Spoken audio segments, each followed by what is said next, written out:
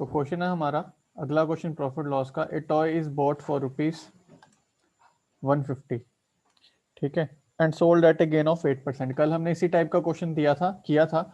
उसमें हमें क्या दिया गया था, उसमें हमें उसने दिया था, हमें एसपी दिया था, तो हमें सीपी निकालना था गेन परसेंट पे। उसमें उसने हमें एसपी दिया था तो हमें सीपी निकालना था। इसमें थोड़ा उल्टा कर दिया उसने। इसमें क्या दिया उसने हमें, इसने हमें बॉट दिया हुआ है, तो बॉट क्या होता है, सीपी। सीपी दिया हुआ है हमें, कितना दिया सीपी, सीपी दिए ₹150। सीपी दिया हमें ₹150। गेन परसेंट दिया हमें 8%। गेन परसेंट हमें पता क्या होता है, पहले शॉर्टकट मेथड से जो हमने किया था, इसको हमें फ्रैक्शन में कन्वर्ट कर लेते हैं, 8/100 कर लेते हैं। मतलब इसको अगर 8 इसमें क्या होगा, गेन होगा, और जो 100 है वो नीचे वाली हमेशा टर्म क्या होती है, सीपी होती है। तो अगर मैं सीपी 100 मान लूं, तो मेरा एसपी अगर गेन है तो एसपी कितना होगा, 108। एसपी कितना होगा, 108। अब वही यूनिटरी मेथड में लगाऊंगा इसमें। यूनिटरी मेथड क्या लगाऊंगा, हमें क्या दिया था, हमें सीपी दिया था, मतलब हमारा सीपी यहाँ पे कितना है, हमारा सीपी यहाँ पे 100। तो 100 की वैल्यू हमारे हिसाब से, लेकिन उसके हिसाब से कितनी है, ₹150। तो हमें किसकी वैल्यू निकालनी है, हमें एसपी निकालनी है 108। तो पहले एक की वैल्यू निकालते हैं। एक की वैल्यू क्या आ गई, 150 डिवाइड बाय 100। और अगर मैं इसी में 108 की वैल्यू निकालूंगा, तो 108 की वैल्यू क्या रहेगी, इसको मैं इससे मल्टीप्लाई कर दूंगा। 108 निकालने के लिए इस वैल्यू को मैं 150/100 को मैं 150/100 को मैं किससे मल्टीप्लाई कर दूंगा, 108 से, 108 से। तो यहां से मेरा आंसर निकल जाएगा। अब इसको सॉल्व कर लेते हैं। 150/100 मल्टीप्लाई 108। तो 0 0 कट गया, 5 3 का 15, 5 2 का 10। 2 से अभी ये कर सकता है, 2 50 4 ज़ा 108। तो 3 इंटू 54 क्या होगा, 3 4 ज़ा 12, 3 5 ज़ा 15 16। तो 162 जो होगा हमारा क्या होगा, एसपी होगा। ये हमारा कौन सा मेथड था, हमारा बेसिक मेथड, सॉरी ये हमारा था, हमारा शॉर्ट ट्रिक मेथड जो हमने कल की थी। इसमें हमने यूनिटरी मेथड का यूज किया। अगला क्वेश्चन कहता है हमारा, A sold a watch to B at a gain of 10%। मतलब ए ने जितने की वॉच ली होगी हमें नहीं पता, उसने उस पर 10% कमाए। तो मैं पता, अगर मैं ए की ले लूं, ए की अगर मैं कॉस्ट प्राइस मान लूं 100, तो बी को उसने सोल्ड की, बी को कितने में सोल्ड करेगा, अगर 10% का प्रॉफिट होगा तो 110 में सोल्ड करेगा। ऐसे ही होगा ना, कि 10% का प्रॉफिट होगा तो मतलब 10 इंटू 110/100।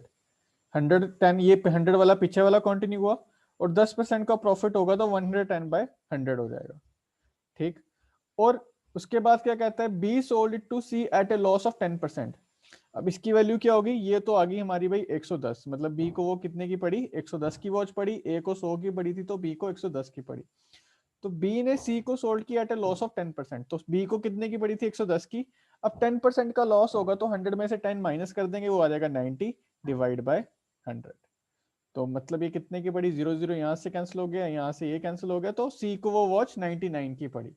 तो हमें तीनों वैल्यूज मिल गई। हमारे हिसाब से ए के पास जो वो वॉच ली थी उसने 100 की ली थी, बी ने सेम वॉच 110 की ली थी, और सी ने सेम वॉच 99 की ली थी। तो हमें बोलना है, if C paid ₹1980 for it, तो हमारे अकॉर्डिंगली सी ने कितना पेड किया था, 99। हमारे अकॉर्डिंगली सी ने कितना पेड किया था, 99। उसके हिसाब से सी ने कितना पेड किया, 1980। तो हम पहले 1 की वैल्यू निकालेंगे। 1 यूनिट की वैल्यू क्या होती है, 1980/99। इसको मैं 11 से कट जाता तो 11 9 जा 99, 11 1 जा 11, 8 यहाँ पे कैरी जाएगा, 11 8 जा 88। तो हमारी 1 की वैल्यू बन गई है, आगे 2 से 20 से कैंसिल हो जाएगा, 9 1 जा 9, 9 2 जा 18, और 20 जा, मतलब 1 की वैल्यू आ गई हमारे अकॉर्डिंगली 20। तो हमें क्या फाइंड करना है, then find the amount paid by A. A ने वो घड़ी कितने की खरीदी थी, तो हमें 100 की वैल्यू फाइंड करनी है। हमें 1 की वैल्यू पता है, तो हमें 100 की वैल्यू कैसे पता चलेगी? दोनों को हम 100 से मल्टीप्लाई करेंगे। अगर मैं यहाँ पे 100 से मल्टीप्लाई कर रहा हूँ तो मेरे को यहाँ पे भी 100 से मल्टीप्लाई करना है। तो ए को वो वॉच पड़ी थी 2000 की, तो 2000 क्या है हमारा आंसर है इस क्वेश्चन का।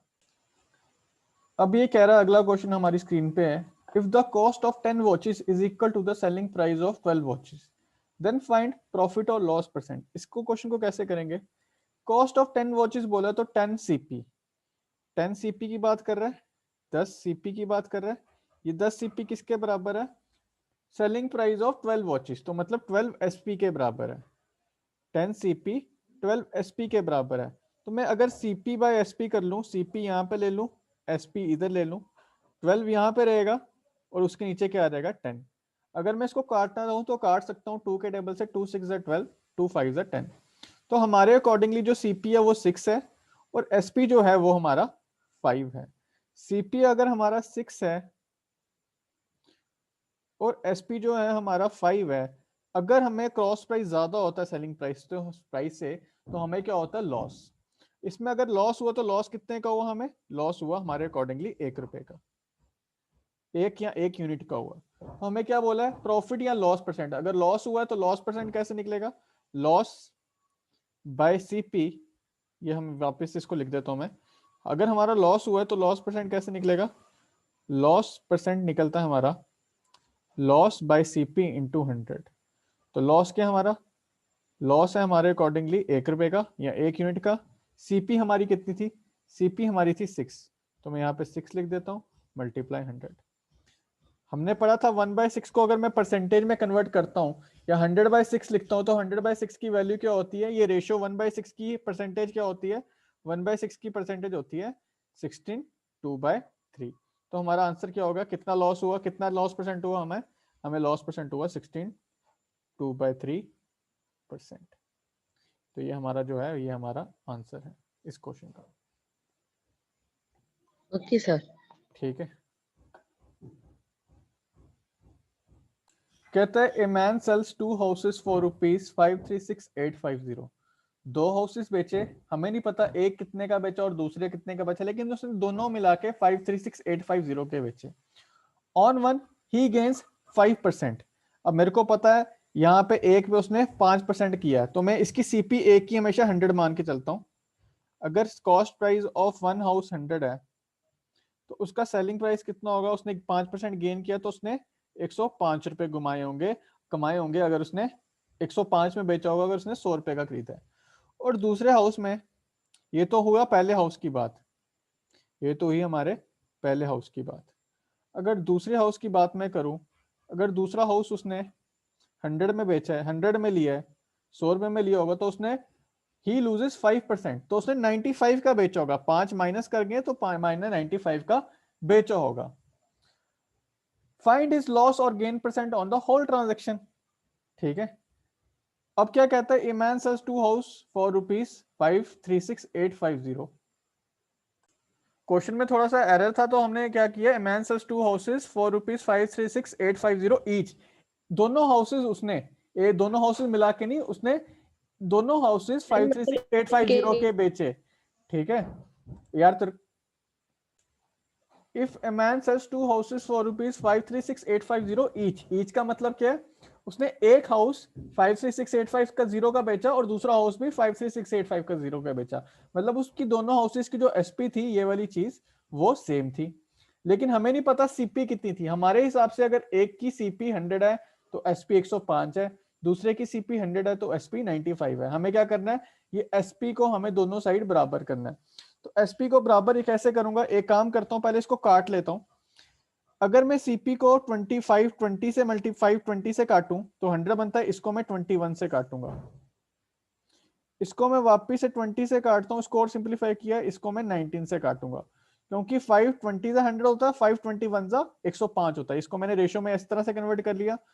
520 100 होता है, 590 95 होता, तो मैं दूसरे को इस तरह से कन्वर्ट। तो मैं और क्लियर कर देता हूँ। सीपी अगर मैं एक की सीपी 20 है तो उसकी एसपी कितनी होगी? 21 होगी एक हाउस की। अगर दूसरे की सीपी अगर 20 है तो उसकी एसपी कितनी होगी 19। तो मैं दोनों को सीपी कैसे बराबर करूंगा, ये दोनों की चीज बराबर होनी चाहिए। अगर मैं टॉप वाली इक्वेशन को 91 से मल्टीप्लाई कर दूं और नीचे वाली इक्वेशन को 21 से मल्टीप्लाई कर दूं तो क्या होगा हमारा, तो हमारी सीपी और एसपी दोनों बराबर जगह चेंज हो जाएगी। जैसे मैं ऊपर लिखता हूँ टॉप पे, वापिस से सीपी और वापिस से एसपी, ध्यान से समझना इसको। अब इसको मैंने 20 को 19 से पहले मल्टीप्लाई करूंगा, इस 20 को पहले 19 और 21 को 19 से, तो 20 को 19 से मल्टीप्लाई करूंगा, ये रहेगा 380 हमारा। और अगर मैं 21 को 19 से मल्टीप्लाई करता हूं तो मैं देख लेता हूँ 21 19 से 19 1 से 19 19 2 38 39, तो 389 का 399 का हमारा एसपी पड़ेगा इस केस में। और दूसरे को मैं अगर 20 को मैं 41 से मल्टीप्लाई कर 20 को मैं 21 से मल्टीप्लाई करता हूं तो दूसरे हाउस की जो सीपी है वो हमारी 420 होगी और सेम 19 इंटू 21 399 ही रहेगा। इसमें हमें दिख रहा है पहले में प्रॉफिट हुआ और दूसरे में हमें लॉस हुआ। अगर आप कैलकुलेट करेंगे तो यहाँ पे 5% का प्रॉफिट होगा इस वाली टॉप वाली कंडीशन में और दूसरी वाली कंडीशन में 5% का लॉस होगा। हमने इसको सिंप्लीफाई कर दिया, सीपी हमने दोनों जगह बराबर कर दी। तो हमें पता है 399 की, अगर एक की वैल्यू 15536850 है तो हमें पता है किसी की वैल्यू ले लें 399, हमारा जो एसपी था उसने बेचे थे दोनों हाउसेज इक्वल पैसे में, तो 399 की वैल्यू होगी 536850। तो हम अगर यहाँ से 1 की वैल्यू निकाल लें, इसमें हमें क्या करना है, फाइंड द लॉस और गेन परसेंट निकालना है। ठीक है, लॉस हो या गेन परसेंट निकालने के लिए हमें वैल्यू की जरूरत ही नहीं है एक्चुअली, इस वैल्यू की हमें जरूरत ही नहीं है क्योंकि हमारे पास ऑलरेडी रेशियो में कन्वर्टेड है। तो अगर मैं इसको प्लस कर लूं, टोटल सीपी कितना था, ये आएगा 0, इसको मैंने प्लस कर दिया 0 4 5 6 7 8, 800 में हमें दोनों हाउसेस पड़े थे और बेचे के बिके कितने के थे 18 18 19 6 798, तो 798 के वो बिके थे। तो ये सीपी हमारा ज्यादा बड़ा है एज कंपेयर टू एसपी। तो जो लॉस हुआ वो हमें ₹2 का हुआ, अगर हमें लॉस 2 का हुआ तो लॉस परसेंट होगा इसमें, तो लॉस परसेंट की क्या वैल्यू होती है, loss by CP multiply by 100। तो लॉस कितना 2 का है, सीपी कितना हमारा 800 है मल्टीप्लाई बाय 100। तो इसको मैं इस तरह से कर लेता हूँ, 1/4 कितना परसेंट होता है, 1/4 की वैल्यू होती है 0.25%। तो हमें जो लॉस हुआ वो हुआ 0.25% का। कहता है an item is sold for ₹680 by allowing a discount of 15% on its mark price. The mark price of an item is, उसने एसपी हमें दी हुई है, हमें इसमें क्या आ गया, डिस्काउंट वाला आ गया। हमने पिछली बारी डिस्काउंट का कंसेप्ट पढ़ा था, तो इसमें एसपी जो दिया वो दिया हमारी 680, 15% का डिस्काउंट है। तो 15% डिस्काउंट क्या होगा, डिस्काउंट परसेंट कितना हो गया 15%, मतलब इसकी वैल्यू क्या होगी 15/100। मतलब जो 100 थी हमारी नीचे वाली क्या होती थी मार्क प्राइस की वैल्यू और ये ऊपर वाली टर्म होती थी डिस्काउंट। ठीक है, नीचे वाली हमारी मार्क प्राइस की वैल्यू और ऊपर वाले होती थी हमारी डिस्काउंट। हमें मार्क प्राइस और सेलिंग प्राइस में हमें बताता फर्क, ये हमारा डिस्काउंट परसेंटेज। अगर मार्क प्राइस 100 है तो सेलिंग प्राइस 100 माइनस 15 होगी क्योंकि डिस्काउंट हमेशा लेस करके ही मिलता, तो सेलिंग प्राइस कितनी होगी हमारी इसमें 85। हमारे हिसाब से सेलिंग प्राइस 85 है। इसको मैं कट भी कर सकता हूं, अगर ये दोनों एंड में 0 एंड में 5 है तो 5 के टेबल से कट हो जाते हैं, ये 20 और ये 5 1 जा 5 5 7 जा 35। मतलब अगर हमारा एमपी 20 है तो एसपी कितना होगा 70। उसने बोला हमें N item is sold for ₹680, हमारे हिसाब से कितने की सोल्ड हुई थी 17 की, तो 17 की वैल्यू आ गई 680। 17 की वैल्यू अगर 680 है तो 1 की वैल्यू निकाल लेते हैं, 680/17। हमें कितने की वैल्यू निकालनी है, हमें निकालनी है फाइंड द मार्क प्राइस, हमें 100 की वैल्यू, हमें 20 की वैल्यू निकालनी है। 20 की वैल्यू क्या होगी, 20 की वैल्यू होगी 680 divide by 17, 680 divide by 17 multiply by 100। 680 को मैंने 17 से मल्टीप्लाई डिवाइड किया और इसको मल्टीप्लाई किससे करना है हमें 100 से। तो इसकी वैल्यू आंसर क्या आएगा इसका, इसका आंसर आएगा तो 680 को पहले मैं 17 से डिवाइड कर, क्या कटता है 680 17 से, तो मैं चेक कर लेता हूँ 618 को 17 से डिवाइड करके। 680 को 17 17 2 जा 34 और 17 4 जा 68 होता है, तो 17 4 जा 68 होता है तो 0 नीचे 0 आएगा, तो ये आएगा, हाँ 40 से कट गया, तो मतलब जो 1740 का होता है वो 68 होता है। तो 1 की वैल्यू कितनी आ गई हमारी, 40 आ गई। अगर 1 की वैल्यू 40 आ गई तो 20 की वैल्यू कितनी आएगी, यहाँ पे 20 से मल्टीप्लाई करना था, सॉरी, फिर से लिख देता हूँ मैं यहाँ पे, 680 बाय 17 मल्टीप्लाई बाय 20। हमारी जो 1 की वैल्यू आ गई थी वो कितनी आ गई थी, मतलब 680 बाय 17 कितना आया, 680 बाय 17 आया हमारा, 680 बाय 17 हमने मल्टीप्लाई 20, 680 बाय 17 आया 40। तो ये अगर 40 आ गया तो हमारे 20 की वैल्यू क्या आएगी, ये 40 आ गया तो 20 की वैल्यू आ गई हमारी 800। तो हमने वो जो सेलिंग प्राइस था, जो हमारा मार्क प्राइस था, वो हमारा कितना आ गया, 800 हमारा क्या है इसमें आंसर। तो ऊपर हमने पढ़ा अभी डिस्काउंट परसेंट का कंसेप्ट, एक बार फिर से रिपीट कर देता हूँ। डिस्काउंट परसेंट क्या होता है, डिस्काउंट होता है पहले, सबसे पहले डिस्काउंट होता है हमारा मार्क प्राइस में से सेलिंग प्राइस को, जो हमने जिस चीज पे आइटम मार्क की है, जिसमें बेचने के लिए रखी है, और जो एक्चुअली बेची है वो हो गया हमारा एसपी। बट हमने कभी दुकान पे जाते तो हमें देखते हैं कि 1500 की कोई आइटम है, हम लेट दे करके उससे 1200 में ले लेते हैं। तो 1200 जो हमने लिया उसने हमें 1200 में बेचा, लेकिन जो असली में वो आइटम थी वो उसने कितने की मार्क की थी, 1500 की। तो इसमें जो डिस्काउंट मिला वो हमें कितने का मिला, 300 रुपये, हमने सस्ता लिया तो 300 रुपये हमें डिस्काउंट मिला। तो डिस्काउंट परसेंट उस हिसाब से क्या हुआ, डिस्काउंट परसेंट जैसे हम प्रॉफिट परसेंट और लॉस परसेंट कॉस्ट प्राइस से डिवाइड करके कैलकुलेट करते थे, कॉस्ट प्राइस पे कैलकुलेट करते थे। जो डिस्काउंट परसेंट होता है वो हमें हमेशा मार्क प्राइस से कैलकुलेट करते हैं, discount bye MP multiply by 100।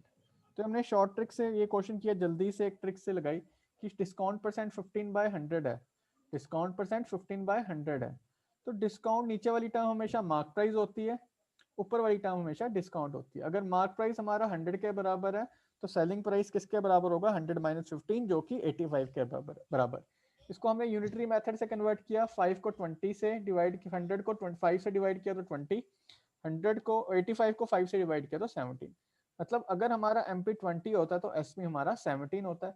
17 की वैल्यू अगर 680 है तो 1 की वैल्यू कितनी आएगी, 680 बाय 17। तो हमें किसकी निकालनी है वैल्यू, हमें मार्क प्राइस निकालना है। मार्क प्राइस हमारे अकॉर्डिंग 20 रुपीज है, तो 20 की वैल्यू क्या आएगी, 680 बाय 17 मल्टीप्लाई बाय 20। तो 680 बाय 17 क्या आ गया, 40 मल्टीप्लाई 20, इसका आंसर आया हमारा 800। तो अब हम कंसेप्ट पढ़ेंगे सक्सेसिव डिस्काउंट का। तो सक्सेसिव डिस्काउंट मतलब कि हम कहते हैं, हमें कभी दुकान पे देखते हैं तो वहां पे लिखा होता है 10% प्लस 10% ऑफ। तो इसका मतलब ये नहीं होता 20% ऑफ, ये वैल्यू इसके बराबर नहीं होती। सक्सेसिव डिस्काउंट क्या होता है, हमें वो देखते हैं सबसे पहले। तो पहले एक बार कर लेते हैं सक्सेसिव डिस्काउंट की definition. Successive discount, successive discount होता है, ये दो सी आते हैं।